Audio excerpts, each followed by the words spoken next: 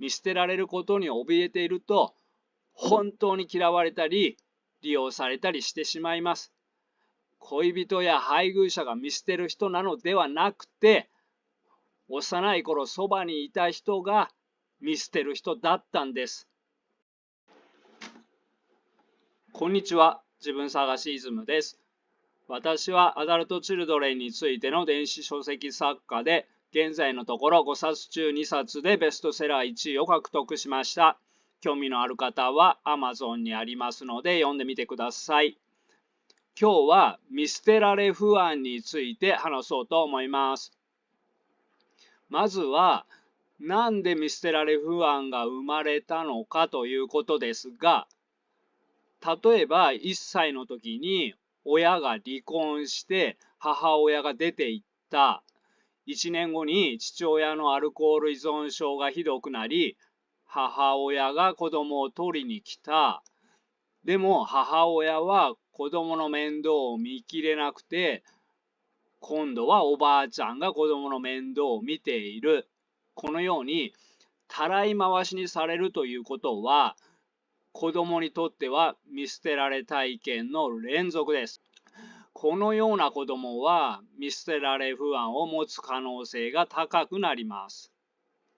あるいは親が病気で亡くなった、兄弟が交通事故で亡くなったなどの喪失体験も見捨てられ不安の原因になることがあります。このように離婚やたらい回しや死別などで物理的に親を失った場合は非常にわかりやすいのですが、見捨てられ不安は実際に親がいなくなったことだけが原因になるわけではありません。最初は親が愛をくれていたけど、成績が悪くなったら急に愛をくれなくなった。親が最初から全く愛をくれなかった。親がうつ病やアルコール依存症などで愛情をもらえなかった。親が子供に全く関心がなく放置だった。親が忙しくて子供に構えなかった。このようなことも見捨てられ不安ができる原因になります。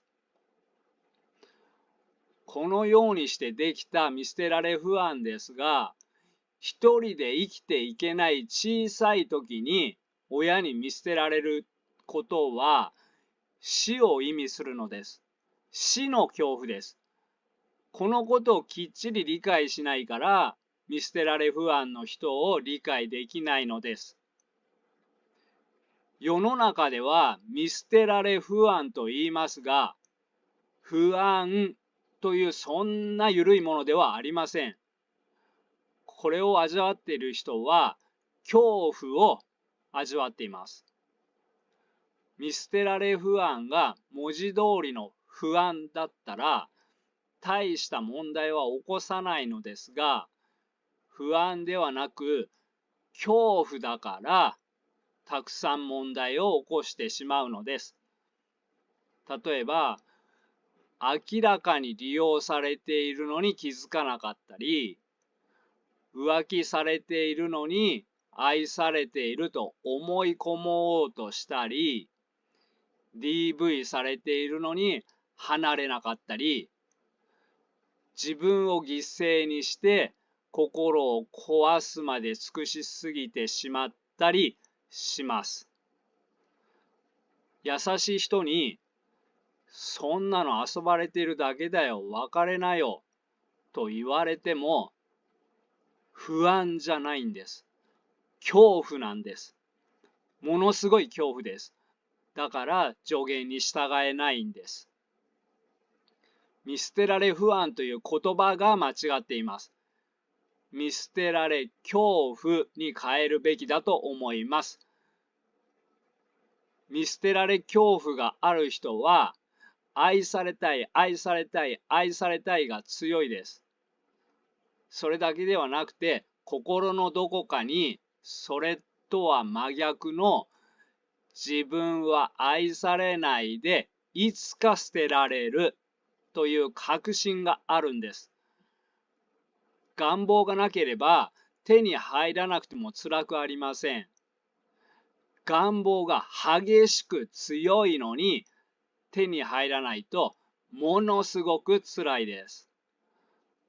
見捨てられ恐怖がある人は、愛されたいという激しい願望と、いつか捨てられるという真逆のものがぶつかってるから、余計に心配で心配で心配になるんです。こうなれば、ちょっとした出来事を悪く考えます。例えば、恋人が友達と遊んだ、帰りが遅かった、既読スルーされた、などを浮気している、捨てられると解釈するかもしれません。だから、LINE の返事がすぐにないと怒りになる。一人にされると不安や怒りを感じる。嫉妬心や不安が強くなる。相手を束縛する。一人にならないように相手にしがみつく。などが起こります。そして不安や恐怖が強すぎて相手を信用できないので、相手の愛情を確かめるためにお試し行動をする人もいます。あるいは相手のスマホをチェックしたり、頻繁に電話をしたり、相手の行動を見張ろうとするかもしれません。ただ見捨てられることへの不安や恐怖が強いだけで悪い人ではないし、むしろいい人ですが、でもこれは相手には負担になるんです。最初はいいんですが、これが長く続くと相手はしんどくなってきて離れていってしまうかもしれません。相手の気持ちが離れていくと、何でもしますから嫌いにならないでくださいと自分を犠牲にして尽くす人がいます。この恐怖があると相手に利用されて最後には心を壊してしまうかもしれません。必要と欲しいは違います。衣食住は必要なものです。それを手に入れるためには必死になる必要があります。それ以外の愛、恋人、容姿、地位、名声、承認、財産などは欲しいものです。もちろん欲しいものはあっていいです。でも欲しいものを心理的になければ生きていけないにしてしまうと心や体を壊したりいろいろ誤作動が生じます。例えばパートナーを欲しいを通り越して必要になりすぎると相手を失うという恐怖が強くなります。そして要求通りにならないと怒りが生まれます。そして大事なことですが、相手に対して怒りを持つということは、自分はないがしろにされていると感じているということです。だから怒りになるのです。事実がどうであれ、自分がそう感じているということは、見捨てられ不安を強化しているということです。また、このように相手を信用できないということも、見捨てられ不安を強化しています。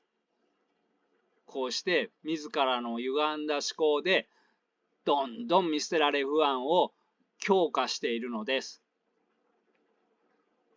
無自覚でこのままの生き方を続けていると、どんどん見捨てられ不安が強化されていってしまいます。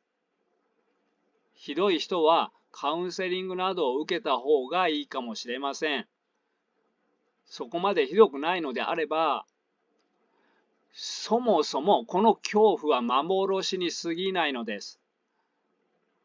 小さい頃にどのような見捨てられ体験をしたのか自己認識することから始めましょう。とはいえ、一種のトラウマみたいなものですから、どんだけ頭で理解しても、また説得されても、怖いものは怖いです。少しずついろいろな方面から脳を変えていくしかありません。例えば、見捨てられ不安はおかしいと思いながらも、もう一方で、パートナーを維持するためには精一杯尽くさなければいけないと思い込んでいたら、見捨てられ不安は薄まりません。恋人は私が完璧でないと愛してくれない。配偶者は私が役に立たないと受け入れてくれない。パートナーを維持するためには精一杯尽くさなければいけない。などというのはおかしくないだろうかと考えてみてください。見捨てられることに怯えていると本当に嫌われたり利用されたりしてしまいます。恋人や配偶者が見捨てる人なのではなくて、幼い頃そばにいた人が見捨てる人だったんです。ではポイントを振り返ります。見捨てられ不安が強い人は小さい頃に本当に見捨てられているんです。親に見捨てる気があったかどうかは別として、本人は捨てられる恐怖を感じているんです。不安ではありません。恐怖です。見捨てられ不安という言葉はあまりにも現実に合っていません。見捨てられ恐怖です。その恐怖が意識していなくても心の深い部分にはあるんです。これがものすごい恐怖なので、心や体を壊すほど尽くしすぎてしまう人もいます。一人になることをこのようにものすごく恐れると、パートナーが必要になりすぎてしまいます。必要になりすぎればなりすぎるほど悪いことを想像します。つまり、捨てられるのではないか、浮気されているのではないか、どうせいつかはいなくなってしまうというようなことを四六時中考えてしまいます。こうなると、パートナーを縄で縛っておこうとするかもしれません。でも相手は縛られると不快です。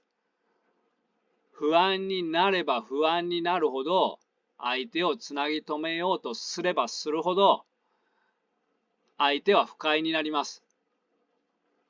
そして本当に心が離れていってしまうということが起こりやすくなります。このように相手を信じられなかったり、自分はないがしろにされていると感じているということは、愛されているという確信が全く持てていないということです。だから、どんどん見捨てられ不安は強化されます。そして不安が強くなればなるほど、相手を束縛し、相手を不快にし、本当に捨てられてしまうかもしれません。こうなると、見捨てられ不安はさらに強化されます。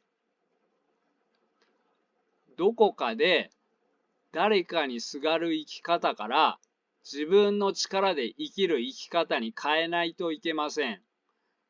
自分の幸せをパートナーに預けるのではなく、自分のことは自分で幸せにするという強い気持ちが必要です。パートナーはその上でおまけで上乗せするというようなイメージです。そのように思えるようになるには依存心も克服しないといけません。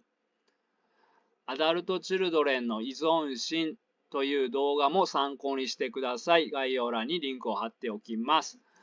また、見捨てられ不安がある人は、心の深い部分で、自分は愛される価値のない存在と思っているわけですから、普通自己肯定感は低くなります。しかも、今まで述べてきたように、見捨てられ不安は強化されていくので、自己肯定感もどんどん下がってしまいます。自己肯定感を高めようという再生リストも参考にしてください。概要欄にリンクを貼っておきます。はい、ここまでにします。新規で仲間になってくださる方は、ぜひチャンネル登録をお願いいたします。すでに仲間の皆さんもよかったら高評価、チャンネル登録をお願いいたします。バイバイ。